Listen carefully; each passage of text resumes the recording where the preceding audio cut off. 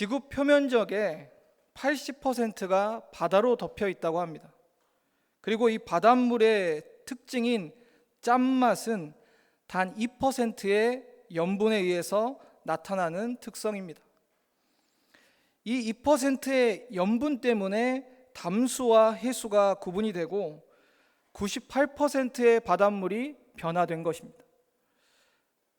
또한 빛을 보면 빛은 아주 작은 밝기라도 어둠을 밝힐 수가 있습니다. 아무리 칠흑 같은 어둠이라 할지라도 손전등 하나만 있어도 무사히 지나갈 수가 있습니다. 작은 전등이 1m 앞을 비추는 정도라도 어두운 산길을 무사히 지나갈 수 있기 때문입니다. 우리가 사용하는 컴퓨터 모니터의 300분의 1의 밝기밖에 안 되는 작은 불빛입니다. 예수님께서는 우리에게 너희는 세상의 빛과 소금이라 말씀하신 것은 이 소금과 빛처럼 세상에 영향력을 끼치라는 말씀입니다. 그러나 우리 한국에도 수백만 명의 크리스찬들이 있지만 왜 이 사회가 이토록 혼란스러울까요? 오늘 본문을 비춰보면 그 답은 간단합니다. 우리 믿는 자들이, 우리 그리스도인들이, 성도가 소금과 빛의 역할을 잘 하지 못하고 있다는 거예요. 빛은 어둠에서 비춰야 되고 소금은 음식에서 맛을 내야 합니다. 많은 그리스도인들이 있는 게 중요한 것이 아니라 정말 빛과 소금된 참된 그리스도인이 필요한 것입니다. 우리 속사람이 변한 참된 그리스도인이 빛과 소금인 것입니다. 오늘 본문에 예수께서는 이렇게 말씀하십니다. 너희는 세상의 빛이다. 너희는 세상의 소금이다. 여기서 너희가 누굴까요? 너희는 지금 이 말씀을 듣고 있는 예수 그리스도의 제자들이에요. 그리고 복음을 듣고 예수를 믿고 지금 예수님을 따르는 저와 여러분, 예수님의 제자 맞습니까? 맞습니다. 우리에게 향하신 주님의 말씀인 거예요. 예수님께서 이 말씀을 하실 당시에 제자들은 사실 세상적으로 보면 초라하기 그지없는 사람들이었어요.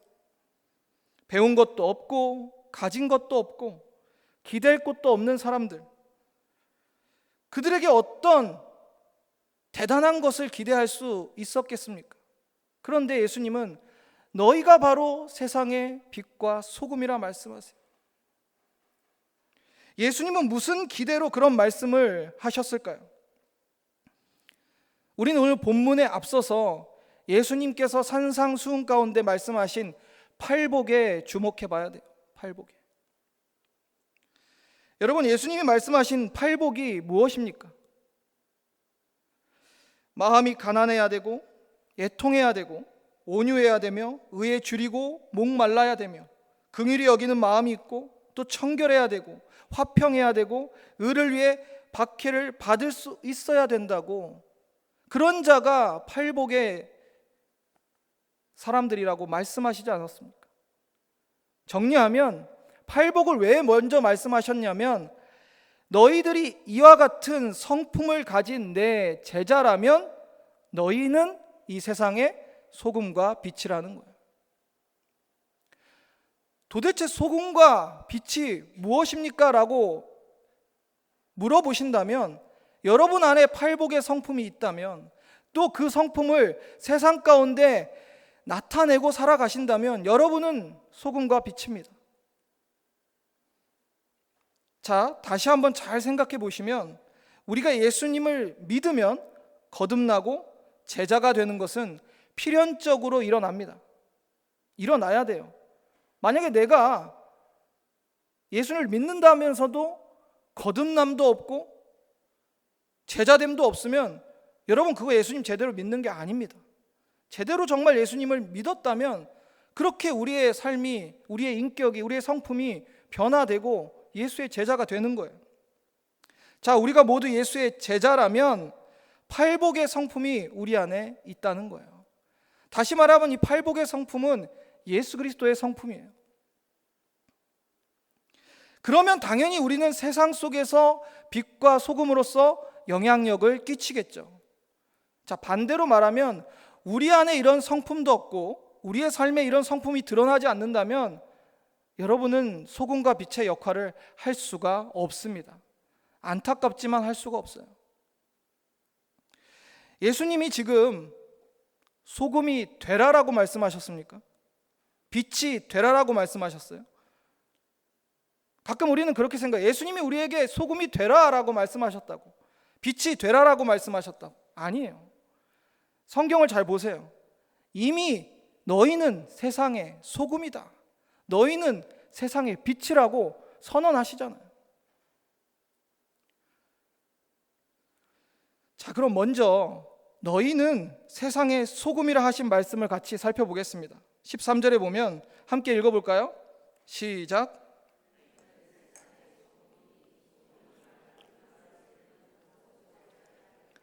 후에는 아무 쓸데없어 다만 밖에 버려져 사람에게 밟힐 뿐이니라. 아멘.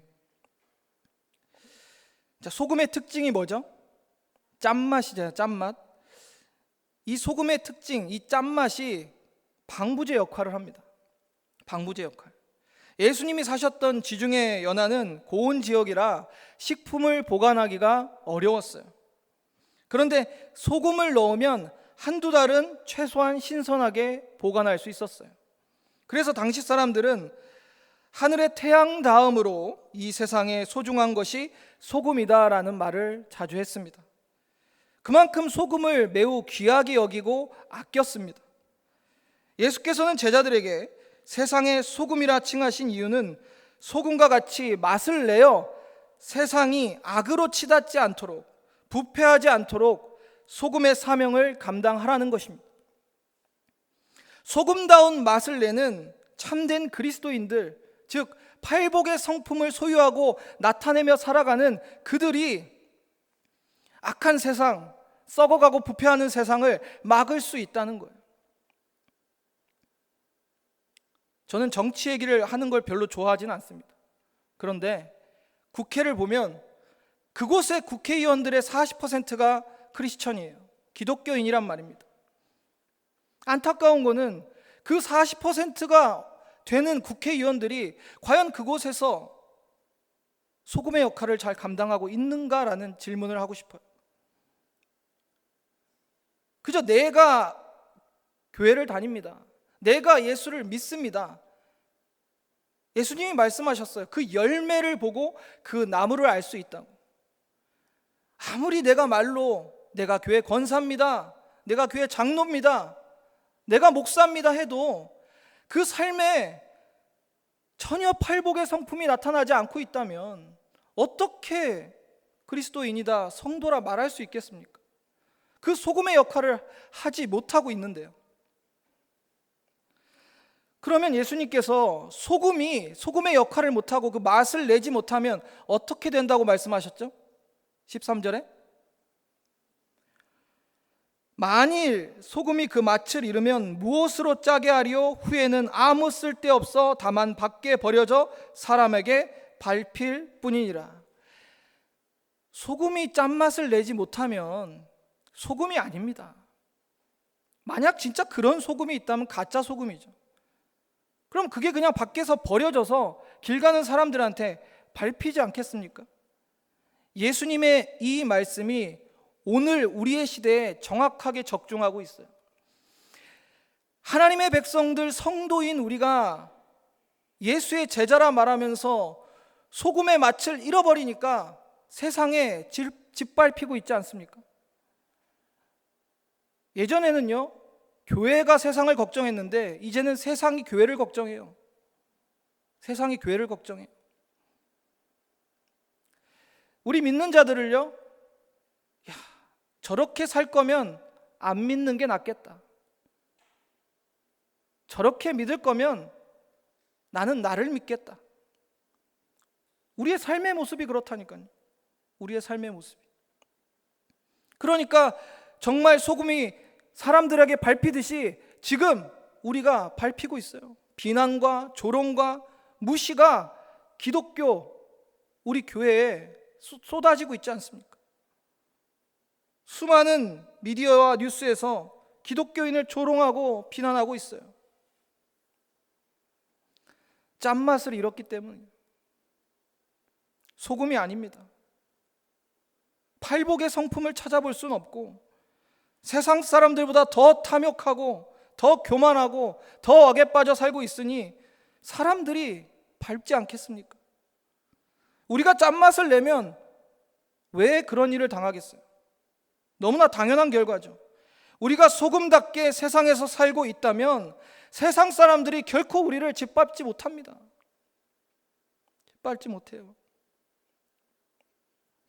교회 건물이 화려하고 장로님 권사님들이 좋은 옷을 입고 좋은 차를 끌어서 세상 사람들이 우리를 무시하지 않는 게 아니라 예수님의 성품으로 살아갈 때 세상 사람들이 우리를 조롱하고 비난할 수가 없는 거예요. 옷은 낡았어도, 좋은 차는 타지 못하더라도, 교회 건물도 낡고 허름할지라도 그게 중요한 게 아닙니다.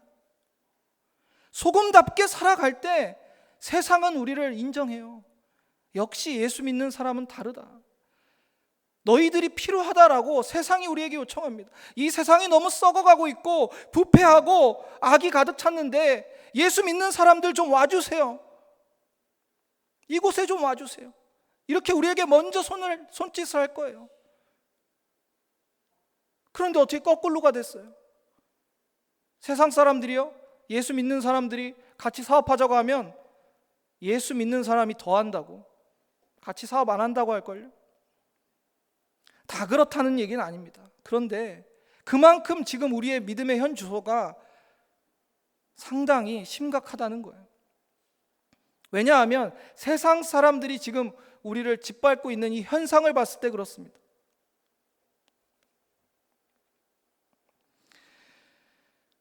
세상이 부패하고 썩어가고 있을 때 우리를 찾아야 돼요. 우리가 그곳에 가야 됩니다. 그곳에는 소금이 필요하기 때문이에요. 우리에게서 흘러나오는 예수님의 성품이 다른 사람들에게 선한 영향력을 끼치기 때문입니다. 음식의 부패를 막는데 많은 소금이 필요한 게 아닙니다.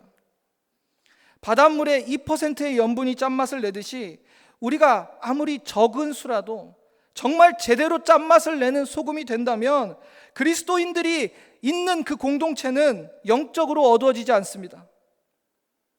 여러분의 직장이, 여러분의 동네가, 더하여 포항 침례교회 때문에 이 포항이 부패하지 않을 수 있다는 것입니다. 사랑하는 성도님들, 여러분은 세상의 소금입니다. 예수님이 말씀하신 소금은, 이 짠맛은 예수 그리스도의 성품, 그 팔복의 성품을 말씀하신 거예요. 여러분이 속해 계신 모든 곳에 여러분의 삶 속에서 스며나오는 그 예수님의 성품으로 그곳이 썩어지지 않고 부패하지 않게 소금의 역할을 잘 감당하시기를 간절히 소망합니다.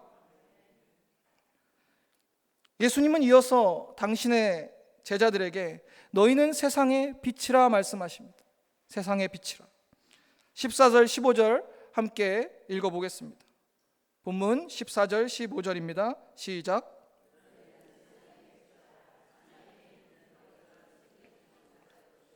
사람이 등불을 켜서 발 아래 두지 아니하고 등경 위에 두나니 이러므로 집안의 모든 사람에게 비치느니라. 아멘. 소금의 역할은 썩어지는 것을 썩지 않게 하고 부패를 막는 거라면 빛은 어둠을 비추는 게 빛의 역할이에요.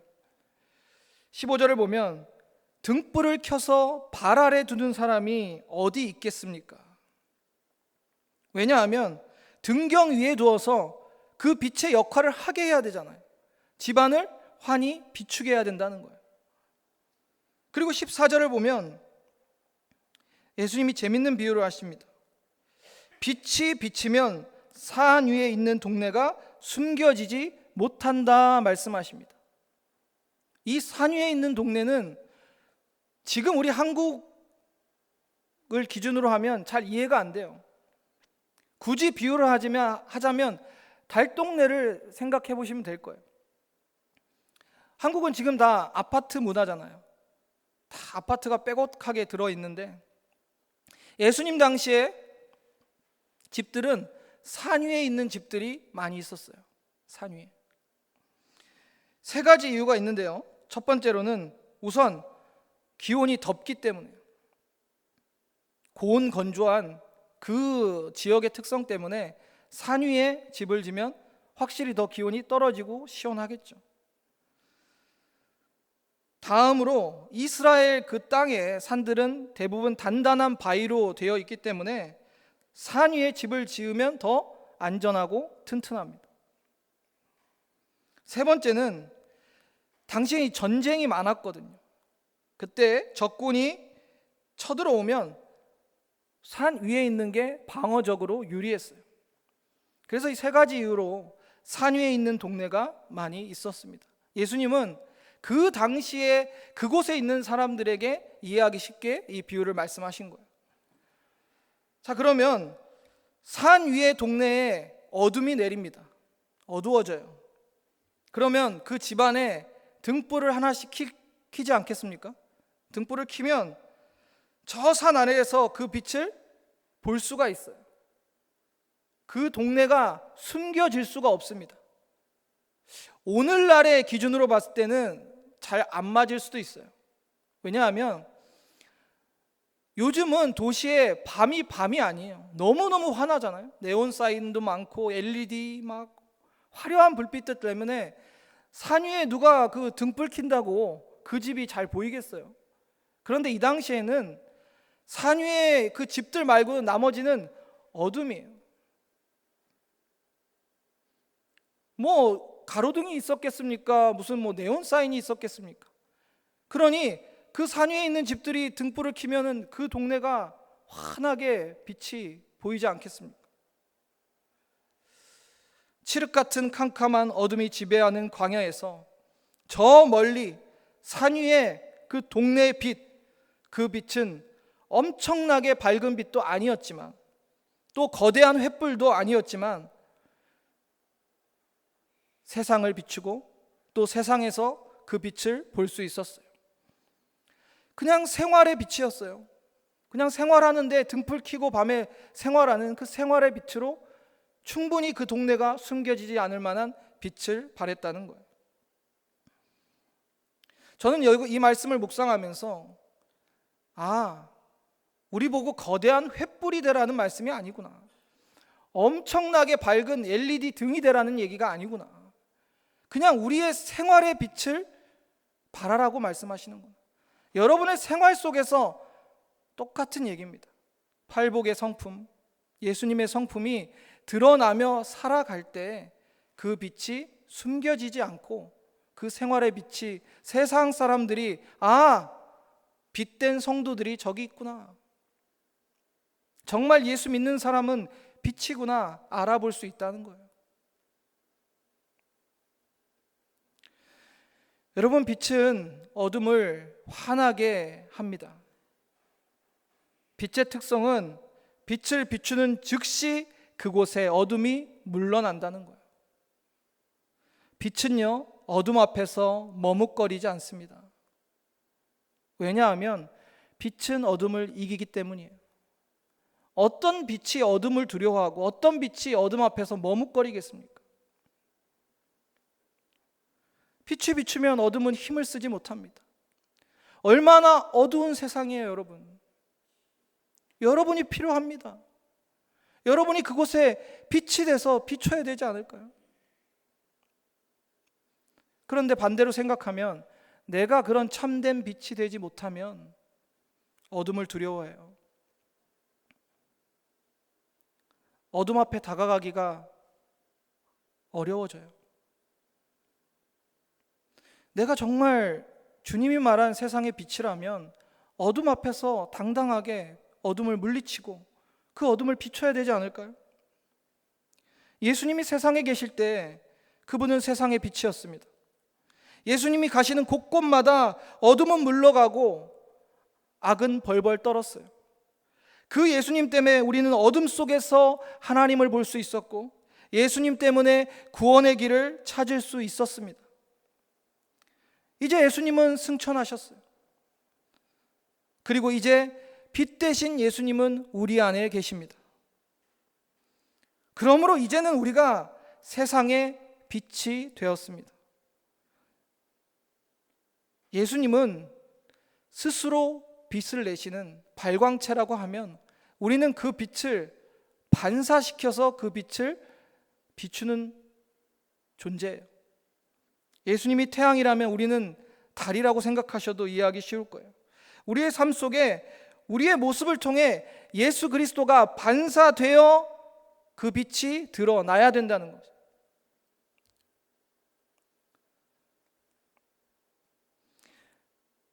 수없이 설교를 하면서 목회자로서 늘 고민이 뭐냐면, 정말 빛으로 살아야 되는데, 정말 소금으로 살아야 되는데, 왜 예배당에서는 결단이 되고 말씀을 들을 때는 아멘이 되는데 다시 세상으로 나가면 나는 왜 빛과 같이 소금과 같이 살지 못할까? 또 성도님들도 같은 고민일 거예요. 그런데 여러분, 내가 그 빛이고 내가 그 소금이 아니라 사실은 내 안에 있는 예수님 때문에 우리가 빛이 되고 소금이 되는 거예요. 그래서 내 힘으로 뭔가 소금의 짠맛을 내고 또 빛을 발하려고 애쓰는 게 아니라 우리 안에 계신 예수님을 좀 드러내시길 바랍니다. 신앙생활 어렵게 생각하실 필요 없어요. 그냥 예수님 닮아가는 거고 예수님 따라가는 거예요. 내가 어떻게 해야 될지 늘 고민할 때 예수님이면 어떻게 하셨을까? 그렇게 생각해 보세요. 예수님이면 무슨 말씀을 하셨을까? 제 아내가 자주 저한테 해주는 얘기입니다. 제가 투정 부리고 힘들다고 하면 당신 예수님이면 어떻게 하셨겠어? 예수님이 어떻게 하셨어? 늘 그 말밖에 안 해요. 제가 할 말이 없습니다. 할 말. 그런데 정말 맞는 말이에요. 우리 예수님 따라가고 예수님 성품을 닮아가는 것이 우리의 신앙인의 가장 기본 아닐까요? 에베소서 5장 8절 9절을 보시면 너희가 전에는 어둠이더니 이제는 주 안에서 빛이라 빛의 자녀들처럼 행하라 빛의 열매는 모든 착함과 의로움과 진실함에 있느니라. 여기서 다시 한번 말하지만 너희는 예수님을 믿고 예수님을 따르는 제자들입니다. 곧 우리를 말씀하시는 거예요. 성경은 우리를 빛이라고 합니다. 빛. 그리고 빛의 자녀들처럼 행하라고 말씀하세요. 행하라고. 착함과 의로움과 진실함의 빛의 열매를 맺으라고 말씀하십니다. 여러분, 행하셔야 돼요. 행하셔야 돼요. 아주 작은 실천부터 시작하세요.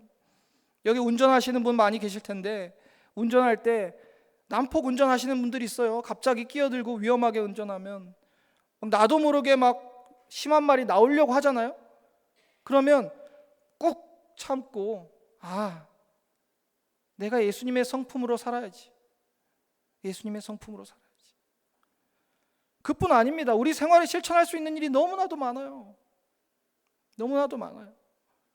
예수님이면 어떻게 할까 생각하면 답이 나오는 게 너무나도 많은데 늘 그 생각하기 전에 내가 먼저 말을 하고 내가 먼저 행동해버려요. 예수님이 나설 틈이 없어요. 틈이. 예수님은 우리의 주인 되시고요, 우리와 동행하시는 분이시고 우리의 모든 삶을 함께 하시는 분이에요. 그분에게 내 삶의 주인의 자리를 내어드리지 않고 그냥 내 생각대로 내 마음대로 그냥 급급하게 살아가다 보면 어느 순간 예수님은 저기 한쪽에 밀려 계세요. 그런데 어떻게 우리가 예수님의 성품을 드러내며 빛으로 살아갈 수 있겠습니까? 주 안에서 빛된 주님의 자녀들처럼 행하고 빛의 열매를 맺는 우리 포항침례교회 모든 성도님들 되시기를 간절히 소망합니다. 이제 본문의 마지막 16절을 함께 읽어보겠습니다. 16절입니다. 시작. 이같이 너희 빛이 사람 앞에 비치게 하여 아버지께 영광을 돌리게 하라. 아멘. 예수님께서는 당신의 비유를 더 깊고 더 상세하게 말씀하십니다. 예수의 제자들이 보여줘야 하는 것은 그들의 착한 행실이라는 거예요. 착한 행실. 이는 하나님의 뜻에 따라 의롭게 사는 것을 말합니다. 그리고 사람들은 우리의 착한 행실을 보고 우리가 비친 것을 알 수 있고 하나님의 영광이 드러난다는 것입니다. 여러분, 우리는 성경책을 들고 다니는 사람들이 아닙니다. 성경대로 살아가는 사람들이에요. 말씀이 육신이 되어 우리 가운데 오신 예수님을 쫓아 살면 여러분이 어두운 세상의 빛이 되고 어둠 속에서도 감출 수가 없는 빛이 된다는 것입니다. 사람들이 빛된 우리를 보게 된다는 거예요.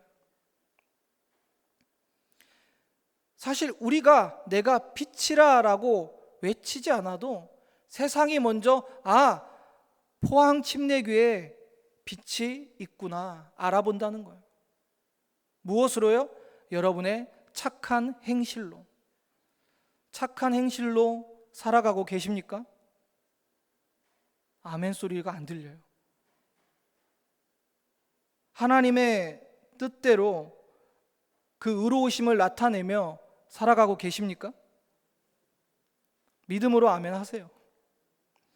그렇게 살아갈 때 세상 사람들이 포항 침례교회에 빛된 하나님의 백성들이 있구나, 예수의 제자들이 있구나 알아본다는 거예요. 그러면 어둠 속에 있던 사람들이 정말 빛으로 나오고 싶은 그런 마음이 안 들겠습니까? 우리 교회를 찾아올 거예요. 우리 교회를. 여러분이 예수 믿으세요, 예수 믿으세요, 포항 침례교회 좀 나오세요 외치지 않아도 여러분이 빛된 모습으로 살아가면 그 빛을 보고 어둠에 있는 자들이 찾아올 거예요. 왜냐하면 그 빛을 통해서 여러분에게 나타나는 예수님을 발견할 거고 여러분에게 드러나는 하나님의 사랑을 경험하게 될 거니까. 우리는 오늘 본문을 통해서 우리가 빛과 소금이라는 사실을 확인했습니다. 우리가 예수 그리스도를 나의 주님으로 영접했다면 우리는 모두 예수님을 따라야 하는 사람들입니다. 예수께서 가르치신 팔복의 성품, 곧 예수님의 성품을 나타내는 사람들이 돼야 된다는 것입니다. 우리 안에 우리의 주인 되신 예수 그리스도가 계십니다. 그렇다면 우리는 이미 이 성품을 소유한 자들이에요. 이미 소유한 그 성품. 그래서 예수님께서는 너희는 세상에 빛이 되라, 소금이 되라 하신 것이 아니라 너희는 빛이다, 너희는 소금이다 선언하신 거예요. 우리가 소금의 역할과 빛의 역할을 잘 감당하지 못한다면 우리 안에 있는 예수님이 얼마나 슬퍼하실까요? 얼마나 아파하실까요?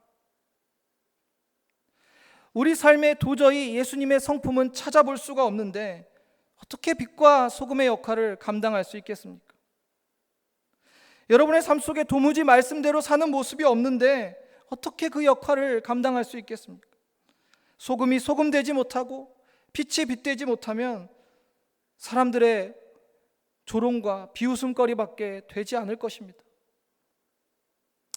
말씀을 정리하겠습니다. 사랑하는 성도님들, 주님의 말씀대로 여러분은 소금과 빛입니다. 여러분의 삶 속에서 정말 그 성품을 나타내며 드러내며 그렇게 예수님의 뜻대로 주님의 말씀대로 살아가는 모든 세상에 빛을 비추고 소금의 역할을 잘 감당하는 포항침례교회 성도님들 되시기를 간절히 축복합니다.